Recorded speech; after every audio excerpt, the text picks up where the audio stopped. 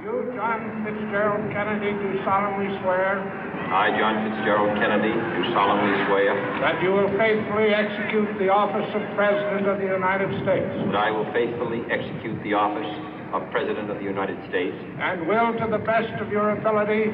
And will, to the best of my ability. Preserve, protect, and defend the Constitution of the United States. Preserve, protect, and defend the Constitution of the United States. So help you God.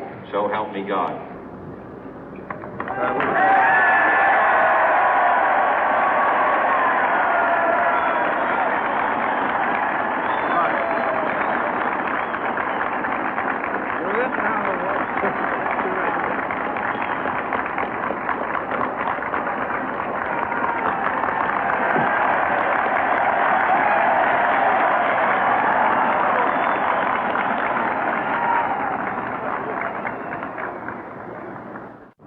Vice President Johnson, Mr. Speaker, Mr. Chief Justice, President Eisenhower, Vice President Nixon, President Truman, Reverend clergy, fellow citizens. We observe today not a victory of party, but a celebration of freedom, symbolizing an end as well as a beginning, signifying renewal as well as change. For I have sworn before you and Almighty God the same solemn oath our forebears prescribed nearly a century and 3/4 ago. The world is very different now, for man holds in his mortal hands the power to abolish all forms of human poverty and all forms of human life. And yet the same revolutionary beliefs for which our forebears fought are still at issue around the globe. The belief that the rights of man come not from the generosity of the state, but from the hand of God. We dare not forget today that we are the heirs of that first revolution. Let the word go forth from this time and place to friend and foe alike that the torch has been passed to a new generation of Americans born in this century, tempered by war, disciplined by a hard and bitter peace, proud of our ancient heritage, and unwilling to witness or permit the slow undoing of those human rights to which this nation has always been committed and to which we are committed today at home and around the world.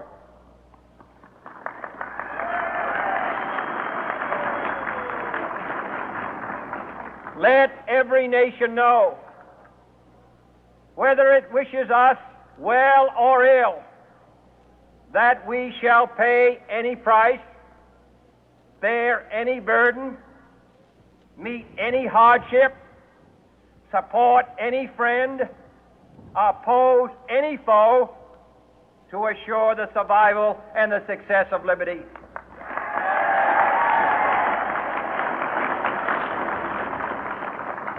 This much we pledge and more. To those old allies whose cultural and spiritual origins we share, we pledge the loyalty of faithful friends. United, there is little we cannot do in a host of cooperative ventures. Divided, there is little we can do, for we dare not meet a powerful challenge at odds and split asunder. To those new states whom we welcome to the ranks of the free, we pledge our word that one form of colonial control shall not have passed away, merely to be replaced by a far more iron tyranny.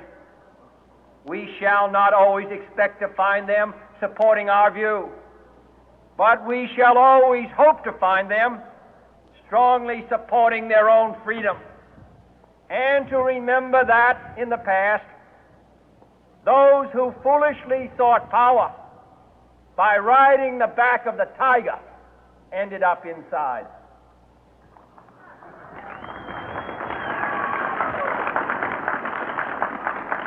To those people in the huts and villages of half the globe struggling to break the bonds of mass misery, we pledge our best efforts to help them help themselves for whatever period is required, not because the communists may be doing it, not because we seek their votes, but because it is right.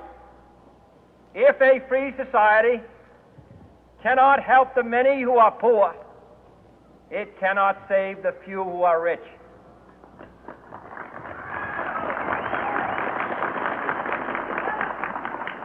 To our sister republics south of our border, we offer a special pledge to convert our good words into good deeds, in a new alliance for progress, to assist free men and free governments in casting off the chains of poverty. But this peaceful revolution of hope cannot become the prey of hostile powers. Let all our neighbors know that we shall join with them to oppose aggression or subversion anywhere in the Americas. And let every other power know that this hemisphere intends to remain the master of its own house.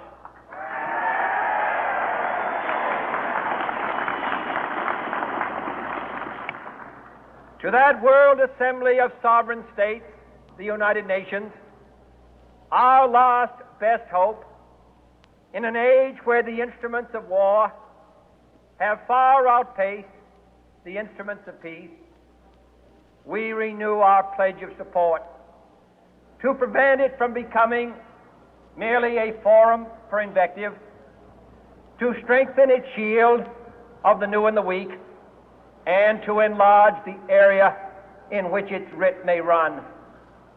Finally, to those nations who would make themselves our adversary, we offer not a pledge, but a request that both sides begin anew the quest for peace.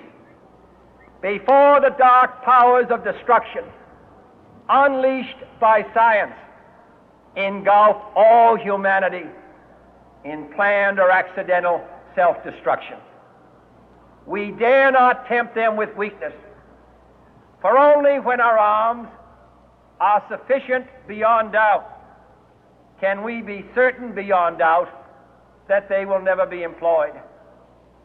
But neither can two great and powerful groups of nations take comfort from our present course, both sides overburdened by the cost of modern weapons, both rightly alarmed by the steady spread of the deadly atom, yet both racing to alter that uncertain balance of terror that stays the hand of mankind's final war.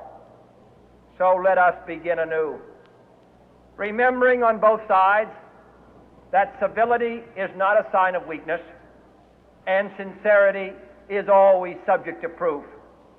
Let us never negotiate out of fear, but let us never fear to negotiate.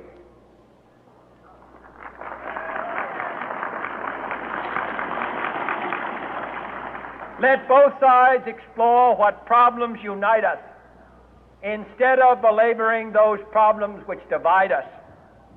Let both sides, for the first time, formulate serious and precise proposals for the inspection and control of arms, and bring the absolute power to destroy other nations under the absolute control of all nations.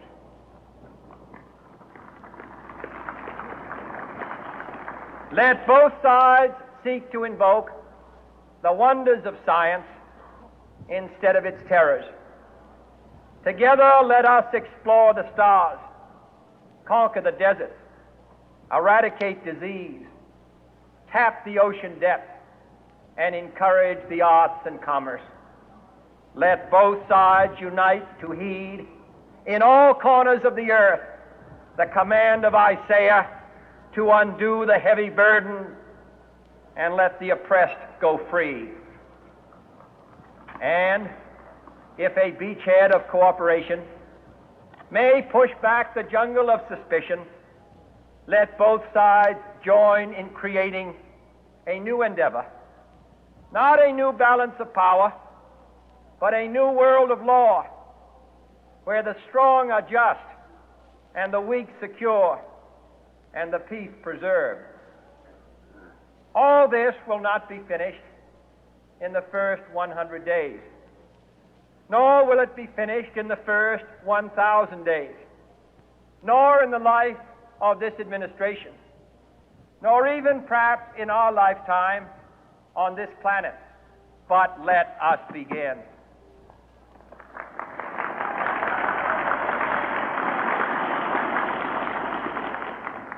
In your hands, my fellow citizens, more than mine, will rest the final success or failure of our course. Since this country was founded, each generation of Americans has been summoned to give testimony to its national loyalty. The graves of young Americans who answered the call to service surround the globe. Now the trumpet summons us again, not as a call to bear arms, though arms we need, not as a call to battle, though in battle we are, but a call to bear the burden of a long twilight struggle, year in and year out, rejoicing in hope, patient in tribulation, a struggle against the common enemies of man, tyranny, poverty, disease, and war itself. Can we forge against these enemies a grand and global alliance, north and south, east and west, that can assure a more fruitful life for all mankind? Will you join in that historic effort?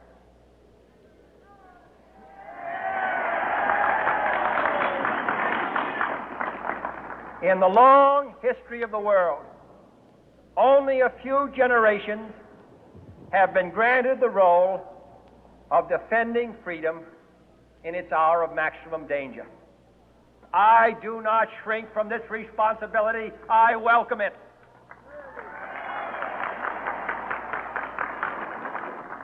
I do not believe that any of us would exchange places with any other people or any other generation. The energy, the faith, the devotion which we bring to this endeavor will light our country and all who serve it. And the glow from that fire can truly light the world. And so, my fellow Americans, ask not what your country can do for you, ask what you can do for your country.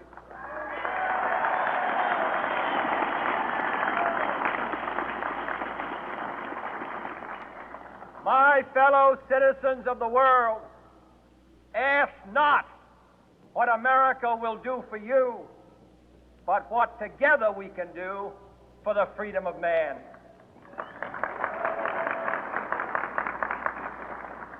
Finally, whether you are citizens of America or citizens of the world, ask of us here the same high standards of strength and sacrifice which we ask of you. With a good conscience, our only sure reward, with history the final judge of our deeds, let us go forth to lead the land we love, asking His blessing and His help, but knowing that here on earth, God's work must truly be our own.